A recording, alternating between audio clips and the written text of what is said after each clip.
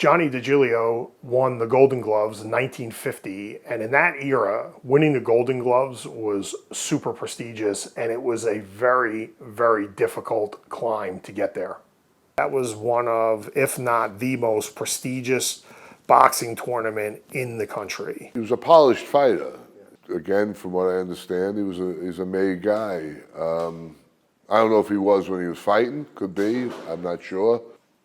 There are other guys, other fighters that probably not while they were fighting, but have become made members.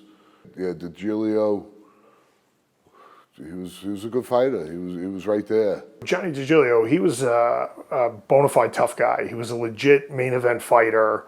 You know, he was probably, he was a tier above a club fighter, but probably a level below a championship fighter.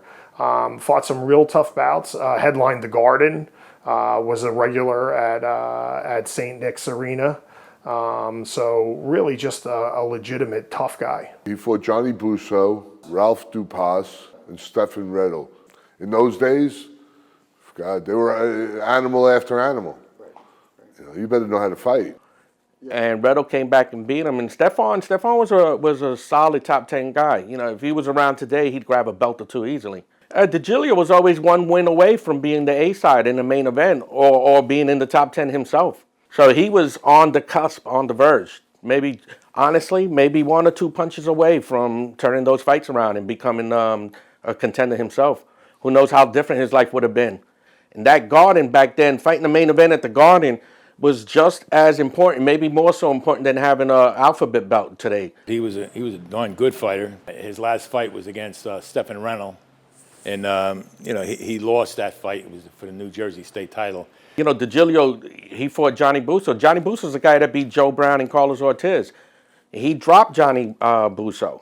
That's, you know, he's no slouch to Johnny DiGilio. This wasn't a guy who wanted to box. This was a guy who was not out of his mind if he felt in his heart that he could be a champion. He came close. He gave Johnny Busso all he could handle.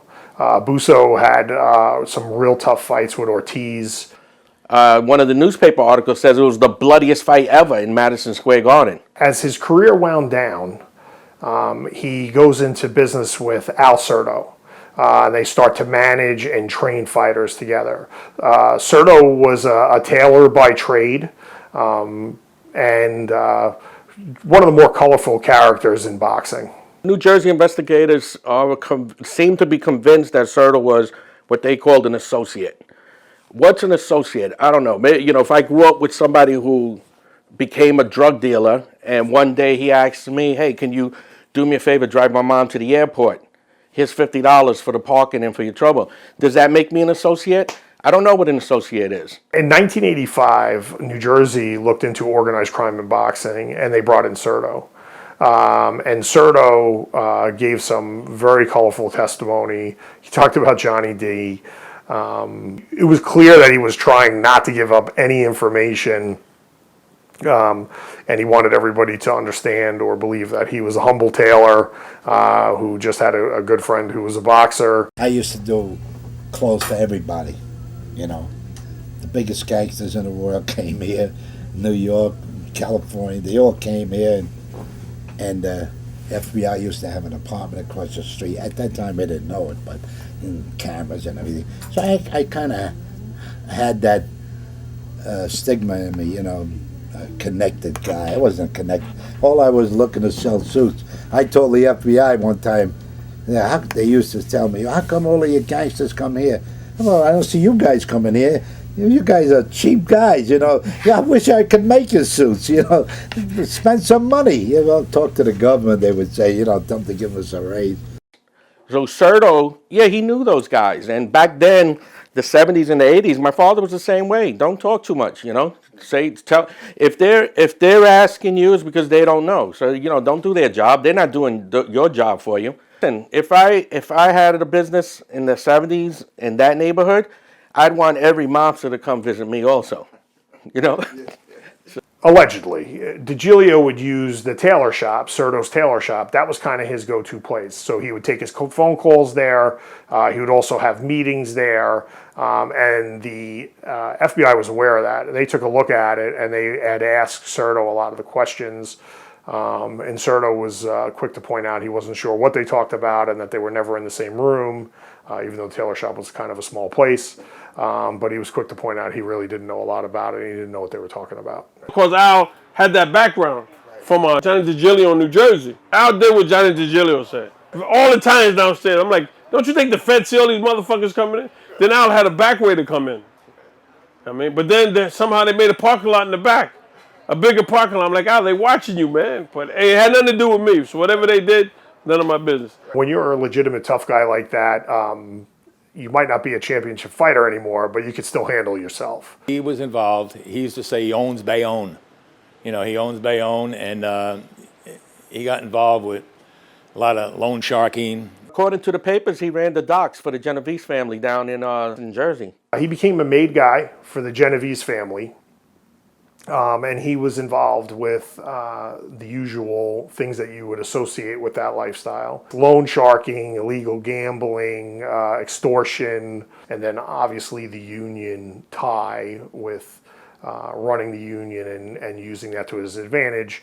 Things don't come off the boat in Bayonne without him getting a couple of bucks in his pocket for it. So he was kind of the king of Bayonne. He was in prison once for about 8 months because he stole FBI files on himself. In his FBI file, you know, it details some of those transgressions, including, again, loan sharking. He also hit an undisclosed person with a chair. He tended to have fits of rage. He would go to court and he'd represent himself. And a lot of the big fighters would come, like Graciano and LaMotta and even Ali and Frazier would come to see this guy. The late trial in the 80s kind of was a little bit of a madhouse. So they had some of the who's who of boxing, including Joe Frazier, Rocky Graciano, all came to support Johnny D. And he did a very good job defending himself. He was able to really do it. He did some crazy antics. He walked over, grabbed evidence, threw it in the garbage can, which was a major problem. But he did it and he got away with it. And then at the end of the day, he was the only one that wasn't convicted. However, his co-defendants got convicted. And in all intents and purposes, it cost the Genovese family the docks. They lost it to the Gambinos, and that was a significant money loss for the Genovese. A lot of lawyers will tell you that anyone who represents themselves in court has a fool for a client. And DiGilio did that. He represented himself, and some guys went down. As the legend goes, he grew a beard. He was walking around, and he tended to be, would run a little hot and have a little bit of a temper. It came to the attention of another former fighter who was also happened to be the head of the Genovese crime family, the Chin, Vincent Gigante. Gigante immediately ordered him to shave his beard. He went back at Gigante and basically told him to F off. And tonight, New Jersey law enforcement officials are saying they were right. Mobster John DiGilio, who vanished from his Bayonne apartment, was murdered. I'm family boss in New Jersey at the time, and he was found floating on the Outwater Riverbank in the Hackensack River. DiGilio's body was dumped at 200 Outwater. Yes. And they say Vinny the Chin ordered that hit on Johnny DiGilio. He's found in the river, and they put a credit card. They put a credit card on him to make sure that people knew who he was when he was found. But he was a darn good fighter. He's in our New Jersey Boxing Hall of Fame. Was there ever any pushback in putting DiGilio in the Hall of Fame? Was there any pushback about that? No, not really. In fact, he got in before I became president. Okay. Yeah, I was on a nominating committee, and we looked at his record. His record was fairly good and stuff like this. And of course, a lot of people were pushing him. Yeah. Certain people were pushing him, I should say. And hey, we put Reuben Carter in, put James Scott in. This is after the fact. Yeah. We're talking about boxing records and everything like this, and I